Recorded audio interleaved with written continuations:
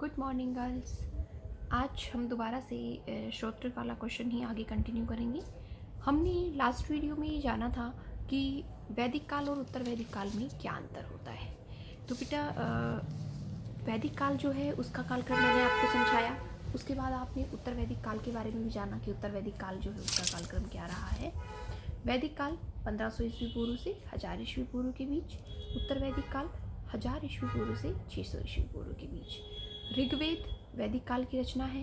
इसके बाद बचे हुए तीनों वेद उत्तर वैदिक काल की रचना है। बहुत ईजी सी बात है।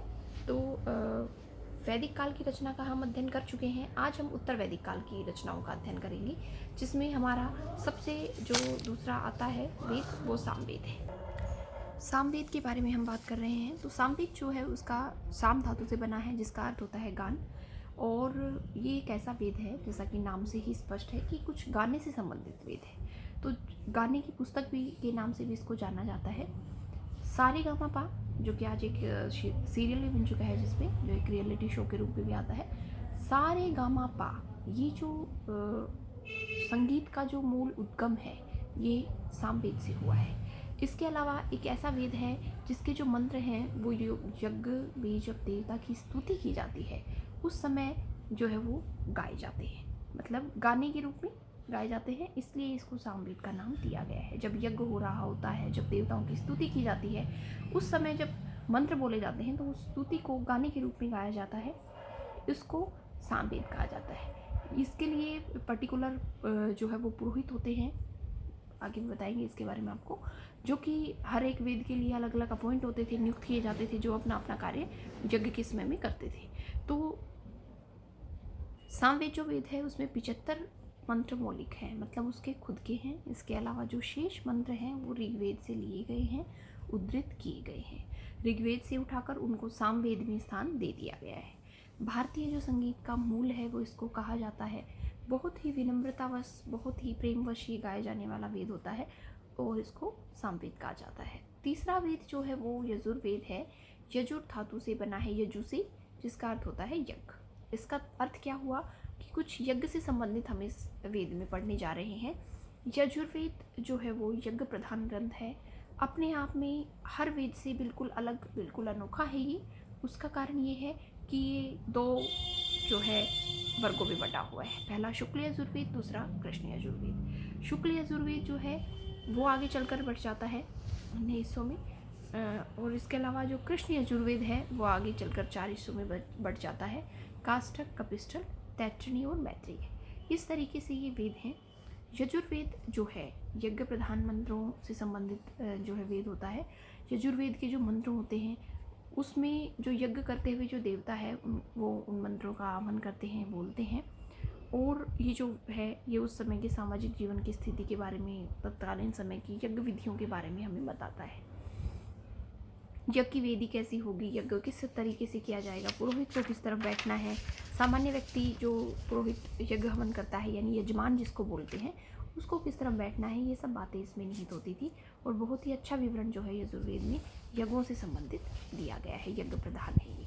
इसके अलावा इसमें एक जो अनोखी बात है वो मैं आपको बताना चाहूँगी, वो ये है कि जो यजुर्वेद है वो एकमात्र चारों वेदों में से ऐसा वेद है जो गद्य और पद्य दोनों में लिखा गया है। मतलब इससे पहले आपने ऋग्वेद पढ़ा, सामवेद पढ़ा, वो दोनों छंदों में है। होते ना हिंदी में छंद और दोहे कुछ इस तरीके से होते हैं जो छंद में रूप में लिखे गए हैं। गद्य वो होता है जिसको आप गद्यांश बोलते हो, जिसमें हम निम्नलिखित गद्यांश का सरलार्थ करिए, ऐसा कुछ आता है जिसमें हम पाठ के रूप में जिसका विवरण देते हैं। तो ये अपने आप में एक ऐसा ग्रंथ है यजुर्वेद जो गद्य और पद्य दोनों में है, इसलिए अपने आप में बिल्कुल अलग है। इस तरीके से ये आपका यजुर्वेद है। चौथा अथर्ववेद है। तो अथर्व ऋषि के द्वारा लिखी होने के कारण इसको अथर्ववेद नाम दिया गया है। 40 अध्याय है, 731 इसके मूल मंत्र हैं, 6000 इसमें पद है। इसके अलावा इसका जो विषय है ये अपने आप में बिल्कुल अलग है।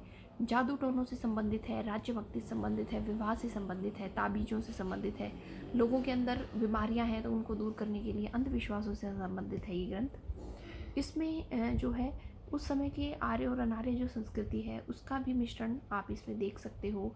तत्कालीन समय में क्या राजनीतिक सामाजिक जो ढांचा उस समय रहा है आर्यों का, वो सब आप अथर्ववेद में देख सकते हो। तो इस तरीके से हमने चारों वेदों के से है अध्ययन किया कि जो वेद हैं वो उनकी सामाजिक, आर्थिक, धार्मिक हर स्थिति को का ज्ञान कराने में हमारे लिए सहायक स्रोतों के रूप में उपलब्ध होते हैं। इसके बाद आता है ब्राह्मण ग्रंथ। अब ये जो हम जितने भी ग्रंथ हम पढ़ रहे हैं ये सब हम उत्तर वैदिक काल के पढ़ रहे हैं। ब्राह्मण ग्रंथ जो है, वेदों की रचना हुई कालांतर में, जब पीढ़ी दर पीढ़ी वेदों का जो है वो एक मतलब पीढ़ी से दूसरी पीढ़ी में जब स्थानांतरण होने लगा, उनका गान होने लगा, तो लोगों को कुछ कठिनाइयाँ सामने आई कि जो वेद लिखे गए थे वो कठिन संस्कृत भाषा में लिखे गए थे, जिसको समझना आम व्यक्ति के लिए दुर्लभ था। संस्कृत एक ऐसी भाषा है जिसको हर कोई आसानी से नहीं समझ सकता है। हिंदी जो है एक हमारी मातृभाषा है, हम उसको एक फ्लो में बोलते हैं तो वो हमें समझ आती है। तो इसीलिए यज्ञ के विषय में जो है बहुत कठिन मंत्र लिखे गए थे, बहुत कठिन संस्कृत में वो लिखे गए थे जो कि व्यक्ति की समझ से बाहर थे।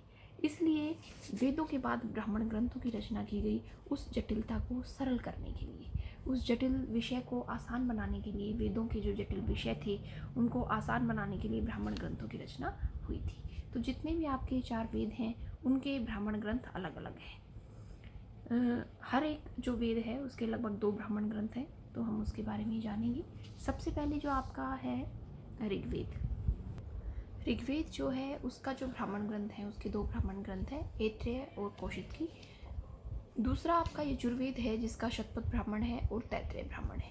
तीसरा आपका सामवेद है जिसके कई ब्राह्मण ग्रंथ उपलब्ध हैं, जिनमें पंचविश सबको सबसे प्राचीन माना जाता है। पंचविश है, षड्विश है, जैमिनी है, इस तरीके से है।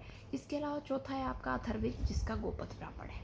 इन सब ब्राह्मण ग्रंथों को लिखने का जो मूल उद्देश्य है वो ये रहा है कि जो वेदों में जो जटिलता थी उसको कम किया जाए, आम व्यक्ति जो है उसकी पहुंच में वो आए और व्यक्ति जो है वेदों की जो अंदर गूढ़ ज्ञान है उसको सरलता से समझ सके। इसलिए जो ब्राह्मण ग्रंथ है उनकी रचना हुई थी। शतपथ ब्राह्मण जो है उससे वो सबसे प्रमाणिक और सबसे प्राचीन माना जाता है। शतपथ ब्राह्मण इन सभी ब्राह्मणों में सबसे ज़्यादा प्राचीन और प्रामाणिक है। इसमें जो पश्चिमोत्तर जो भारत है उसमें गंधार, शाक्य, कैकेय, कुरु, पांचाल, ये विभिन्न जो जनपद उस समय में अस्तित्व में थे उन सब का उल्लेख मिलता है, जिससे प्रमाणिक हो जाता है कि वास्तविकता में ये जनपद उस समय में थे। इसके अलावा राजा प्रशिक्षित जो है उसका ज्ञान इन ग्रंथों से होता है। इसके अलावा तत्कालीन समय में अनेक जन थे, अनेक कबीले थे, उनका अध्ययन भी आप इन ब्राह्मण ग्रंथों के माध्यम से कर सकते हो। तो जहाँ ये एक तरफ वेदों की जटिलता को कम करने का काम करते हैं, वहीं साथ के साथ ये तत्कालीन समय में जो महत्वपूर्ण जन हुए थे, राज्य हुए थे, जनपद हुए थे, उनके उल्लेख भी करते हैं। इसके बाद नेक्स्ट आता है आपका आरण्यक। आरण्यक जो है, आरण्यक शब्द जो है वो उसकी उत्पत्ति आरण्य धातु से हुई है, जिसका अर्थ होता है जो है वन, अर्थात वन में बैठकर जो पुस्तक लिखी गई है, वन में जो है वनों में जो पढ़े जाते थे ग्रंथ, वो सब आरण्यक में आते हैं। आरण्यक जो है वो आर्यों की जो आध्यात्मिक और जो नैतिक मूल्य है उस पर बल देने वाले ग्रंथ थे, संख्या में 7 है। इसके बाद हम उपनिषद पे आते हैं। उपनिषद जो है, उपनिषद उप और निषद धातु से मिलकर बना है। उप का अर्थ होता है समीप और निषद का अर्थ होता है बैठना, अर्थात गुरु के समीप बैठकर जो ग्रंथ लिखा जाए वो उपनिषद कहलाता है। उपनिषद जो है उनका प्राचीन समय के अध्ययन करने के लिए, प्राचीन इतिहास को जानने के लिए वही महत्व है जो आधुनिक युग में ईसाइयों के लिए न्यू टेस्टामेंट का है। हालांकि उपनिषदों की कुल संख्या 108 है, लेकिन जो उपनिषद हैं 11, उनको ज़्यादा प्रमाणिक माना गया है। उनकी प्रमाणिकता को जांचा जा सकता है, उनकी प्रमाणिकता को जो है वो सभी के द्वारा स्वीकार किया गया है, तो 11 है। इसके अलावा उपनिषद जो है वो संख्या में ईश, केन, कंठ, मुंडक, मांडुक्य, ऐत्रेय, तैत्रेय, कौशिकी, प्रश्न, इसके अलावा कंठ है, ये सब आपके उपनिषद आते हैं जो महत्वपूर्ण है।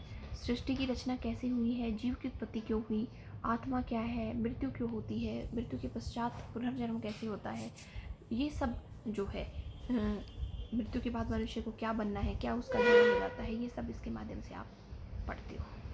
इसके अलावा राजा परीक्षित जो है, उनके पुत्र जो जन्मेजय थे, उनके विषय में भी इन ग्रंथों में अध्ययन है। इसके अलावा ये जो वैदिक जो रचनाएं हुई हैं, उनका अंतिम भाग होने की वजह से इनको वेदांत भी कहा जाता है, क्योंकि वैदिक ग्रंथ जो थे उनके बाद ब्राह्मण ग्रंथ लिखे गए, आरण्यक लिखे गए, उसके बाद उपनिषद लिखे गए। तो वेदों की सबसे लास्ट की रचना होने की वजह से इनको क्या कहा गया है, वेदांत भी कहा जाता है। तो बेटा यहाँ तक आप करें, इसके बाद नेक्स्ट वीडियो में हम इसी क्वेश्चन को आगे कंटिन्यू करेंगे। तब तक के लिए take care and good bye.